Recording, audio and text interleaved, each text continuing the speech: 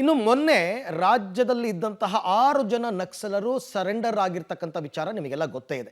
ಮುಖ್ಯಮಂತ್ರಿಗಳ ಮುಂಭಾಗದಲ್ಲೇ ಅವರು ಸರೆಂಡರ್ ಆದರು. ಆದರೆ ಶರಣಾಗತಿಯಾದಂತಹ ಸಂದರ್ಭದಲ್ಲಿ ನಕ್ಸಲರು ಶಸ್ತ್ರಾಸ್ತ್ರಗಳನ್ನು ಒಪ್ಪಿಸಿಲ್ಲ ಅನ್ನುವಂಥ ವಿಚಾರ ಈಗ ಬೆಳಕಿಗೆ ಬರ್ತಾ ಇದೆ.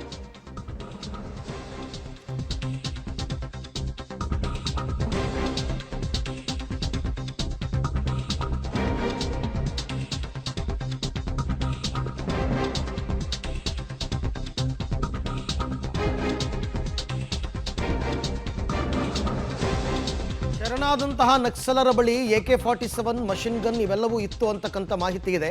ಆದರೆ ಅದನ್ನು ಅವರು ಪೊಲೀಸರಿಗೆ ಒಪ್ಪಿಸಿಲ್ಲ ಶರಣಾಗತಿಯಾದಂತಹ ಸಂದರ್ಭದಲ್ಲಿ. ಈಗೆಲ್ಲರೂ ಕೂಡ ಪರಪ್ಪನಗ್ರಹಾರ ಸೇರಿದ್ದಾರೆ. ಮುಂದಿನ ವಾರ ಪೊಲೀಸರು ವಶಕ್ಕೆ ಪಡಿತಾರೆ ಇವರೆಲ್ಲರನ್ನೂ ಕೂಡ ಬಾಡಿ ವಾರೆಂಟ್ ಮೇಲೆ. ಆಗ ಅಡಗಿಸಿಟ್ಟಿರುವಂತಹ ಶಸ್ತ್ರಾಸ್ತ್ರಗಳನ್ನು ಅವರು ವಶಕ್ಕೆ ಪಡಿತಾರೆ. ಅಂದರೆ ನೇರವಾಗಿ ಅವರು ಚಿಕ್ಕಮಗಳೂರಿಂದ ಬೆಂಗಳೂರಿಗೆ ಬಂದರು, ಮುಖ್ಯಮಂತ್ರಿಗಳ ಬಳಿಗೆ ಬಂದರು. ಆ ಸಂದರ್ಭದಲ್ಲಿ ಶಸ್ತ್ರಾಸ್ತ್ರಗಳನ್ನು ತರುವುದು ಸರಿಯಲ್ಲ ಭದ್ರತಾ ದೃಷ್ಟಿಯಿಂದ ಅನ್ನೋ ಕಾರಣಕ್ಕೆ ಪೊಲೀಸರ ಸೂಚನೆಯ ಮೇರೆಗೆ ಅದನ್ನು ಅವರು ಅಡಗಿಸಿಟ್ಟಿದ್ದಾರೆ ಅಂತ ಮಾಹಿತಿ ಇದೆ. ಮುಂದಿನ ವಾರ ಪೊಲೀಸರು ವಶಕ್ಕೆ ಪಡೆದಾಗ ಅವರು ಎಲ್ಲೆಲ್ಲಿ ಅಡಗಿಸಿಟ್ಟಿದ್ದಾರೆ ಅದು ಎಲ್ಲ ಆಯುಧಗಳನ್ನ ಅವರು ಪೊಲೀಸರು ತಮ್ಮ ವಶಕ್ಕೆ ಪಡ್ಕೋತಾರೆ. ಆದರೆ ಶರಣಾಗತಿಯಾಗುವ ಸಂದರ್ಭದಲ್ಲಿ ಅವರು ತಮ್ಮ ಬಳಿ ಇದ್ದಂತಹ ಶಸ್ತ್ರಾಸ್ತ್ರಗಳನ್ನ ತಂದೂ ಇರಲಿಲ್ಲ, ಅದನ್ನು ಒಪ್ಪಿಸಿಯೂ ಇಲ್ಲ, ಎಲ್ಲೋ ಅಡಗಿಸಿಟ್ಟು ಬಂದಿದ್ದಾರೆ.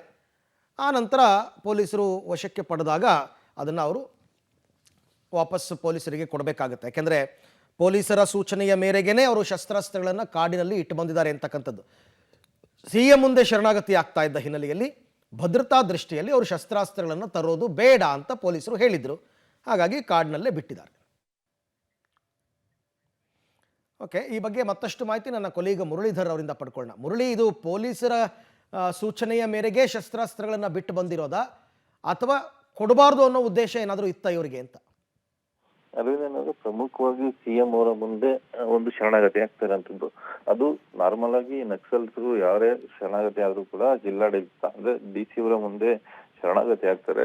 ಜಿಲ್ಲಾಡಳಿತ ಮುಂದೆ ಶರಣಾಗತಿ ಆಗೋ ಸಂದರ್ಭದಲ್ಲಿ ಅವರ ಬಳಿ ಇರುವಂತ ಶಸ್ತ್ರಾಸ್ತ್ರ ಇರ್ಬೋದು ಮತ್ತು ಅವರು ತೊಟ್ಟಿರುವಂತ ಯೂನಿಫಾರ್ಮ್ ಅಂದ್ರೆ ಅವರ ಹಾಕೊಳ್ಳುವಂತ ನಕ್ಸಲ್ ಯೂನಿಫಾರ್ಮ್ ಏನಿರುತ್ತೆ, ಯೂನಿಫಾರ್ಮ್ ಕೂಡ ಸಮೇತವಾಗಿ ಅದನ್ನ ಶರಣಾಗತಿಯನ್ನಾಗಿ ಮಾಡ್ಬೇಕಾಗಿರುವಂತದ್ದು.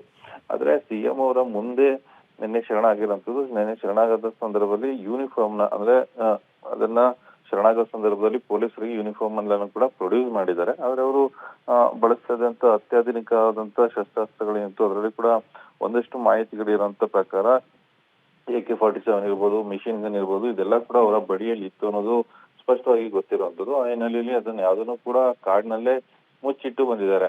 ಬಹುತೇಕ ಅವ್ರಿಗೆ ಒಂದಷ್ಟು ಅನುಮಾನಗಳಿರ್ಬೋದು, ಏನಾದ್ರೂ ಬೇರೆಯ ರೀತಿಯ ಡೆವಲಪ್ಮೆಂಟ್ ಗಳಾಗ್ಬೋದು ಅಂತೇಳಿ ಆ ಹಿನ್ನೆಲೆಯಲ್ಲಿ ಅದನ್ನ ಮುಚ್ಚಿಟ್ಟಿರುವಂತ ಸಾಧ್ಯತೆಗಳು ಕೂಡ ಇದಾವೆ. ಜೊತೆಗೆ ಇನ್ನೊಂದಷ್ಟು ಮಾಹಿತಿ ಪ್ರಕಾರ ಪೊಲೀಸರೇ CM ಅವರ ಮುಂದೆ ಈ ರೀತಿ ಶರಣಾಗ್ತಾ ಇದ್ರೆ ಅದನ್ನ ತರುವಂತದ್ದು ಸೂಕ್ತ ಅಲ್ಲ. ಅದರಲ್ಲೂ ಕೂಡ CM ಅವರ ಗೃಹ ಕಚೇರಿಗೆ AK-47 ಇರ್ಬೋದು, ಮಷಿನ್ ಗನ್ಗಳಿರ್ಬೋದು, ಇವೆಲ್ಲನೂ ಕೂಡ ತರುವಂತದ್ದು ಸೂಕ್ತ ಅಲ್ಲ ಅಂತ ಹೇಳಿದ ಹಿನ್ನೆಲೆಯಲ್ಲಿ ಅದನ್ನ ಕಾಡಿನಲ್ಲಿ ಮುಚ್ಚಿಟ್ಟಿದ್ದಾರೆ ಅನ್ನೋದ್ರ ಬಗ್ಗೆ ಮಾಹಿತಿಗಳು ಸಿಗ್ತಾ ಇದಾವೆ. ಬಹುತೇಕ ಇನ್ನೊಂದ್ 2-3 ದಿನದ ಒಳಗಾಗಿ ಅವರನ್ನ ಪೊಲೀಸ್ ಕಸ್ಟಡಿಗೆ ತೆಗೆದುಕೊಳ್ತಾರೆ. ಆ ಸಂದರ್ಭದಲ್ಲಿ ಎಲ್ಲೆಲ್ಲಿ ಈ ಗನ್ಗಳನ್ನ ಮಿಷನ್ ಗನ್ಗಳಿರ್ಬೋದು ಮತ್ತೆ ಅವರು ಬಳಸುವಂತ ಗ್ರೆನೇಡ್ಗಳಿರ್ಬೋದು ಇದನ್ನೆಲ್ಲ ಕೂಡ ಎಲ್ಲಿ ಮುಚ್ಚಿಟ್ಟಿದ್ದಾರೆ ಅದನ್ನ ವಶಕ್ಕೆ ಪಡ್ಕೊಳ್ಳುವಂತ ಪ್ರಕ್ರಿಯೆಗಳು ನಡೆಯುವಂಥದ್ದು. Arvind. Okay Murali, thank you. ತಮ್ಮ ಎಲ್ಲ ಮಾಹಿತಿಗೆ ಧನ್ಯವಾದ. ಸಾಮಾನ್ಯವಾಗಿ ಶಸ್ತ್ರಾಸ್ತ್ರಗಳ ಇವರು ಸೂಚನೆ ಮೇರೆಗೆ ಇಟ್ಟಿರ್ತಾರೆ ಅಂತ ನನ್ನ ಪ್ರಕಾರ. ಅದರ್ವೈಸ್ ಹಾಗೆ ಶರಣಾಗತಿ ಆಗೋದಕ್ಕೆ ಬಿಡಲ್ಲ. ಪೊಲೀಸರು ಆ ನಂತರದ ಸಂದರ್ಭದಲ್ಲಿ ಅದನ್ನು ವಶಕ್ಕೆ ಪಡಿತಾರೆ.